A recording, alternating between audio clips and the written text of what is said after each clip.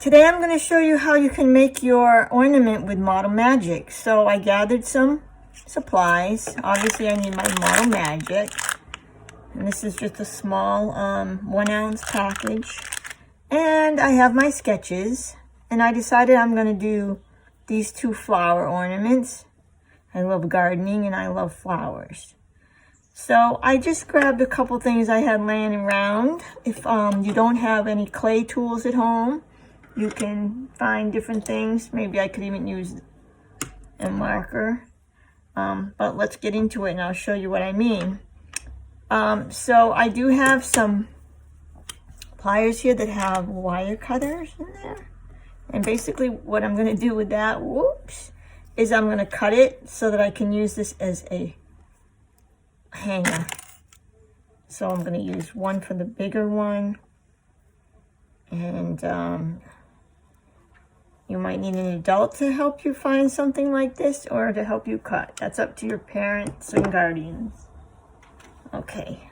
So Model Magic dries pretty quickly, so I practice in Play-Doh. Now I'm going to open my package, and my goal is to make both ornaments all at once. So part of this I will speed up because I don't want the Model Magic to dry out. Oh, it's nice. Alright, so I'm going to just do the flowers. So I know that one is going to be bigger than the other. So I'm just going to cut this so that this will be the small flower and this will be the big flower. And then I'm going to take, you can cut it or you can pull it, like cutting it. And what I'm going to do is I'm going to make the center. So you can knead it like you would regular clay. And then sculpt it. So I think I want it bigger than that. As you go, you'll problem solve. You'll figure out what works and what doesn't work and what you like. So for this center of this flower, I'm going to make a sphere by rolling the dough, and then I'm just going to press it down.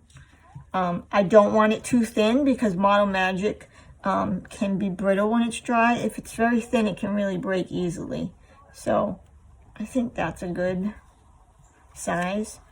So now for my petals, I want to make sure I have enough to go all the way around. So I'm doing some more planning. So I already planned with my sketchbook, but now I'm doing a little more planning as I sculpt.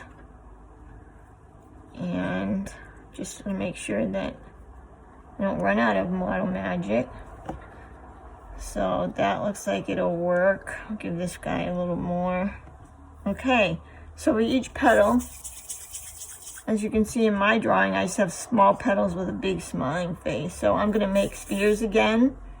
And I'm just going to flatten them just a little bit and make a little imprint. This is like the best tool I could find because I want to make sure this sticks to my Model Magic. So let me get this up a little closer. I'm going to press them together.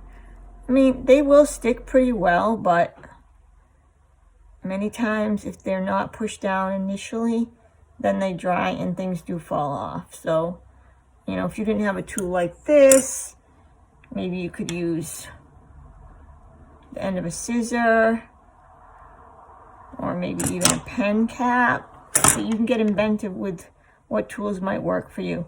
So that's one petal, and now I'm going to go all the way around. And I kind of want mine to be similar size, but they don't have to be. It's up to you. They could be all different, or maybe I'll make them different. I don't know yet. All right, so I'm going to keep doing this all the way around, and then I'm going to do the little one.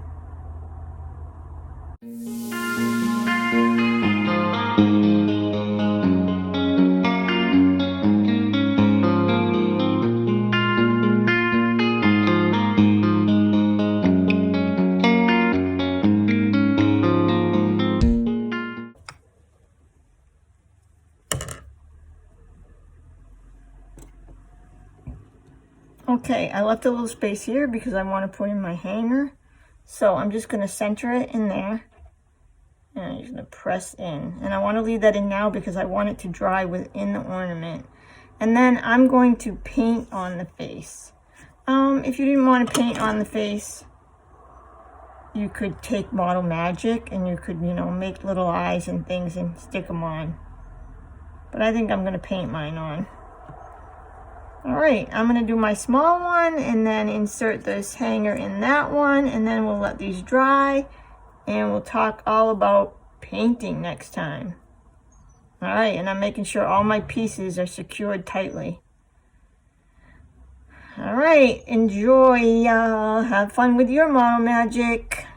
See you soon.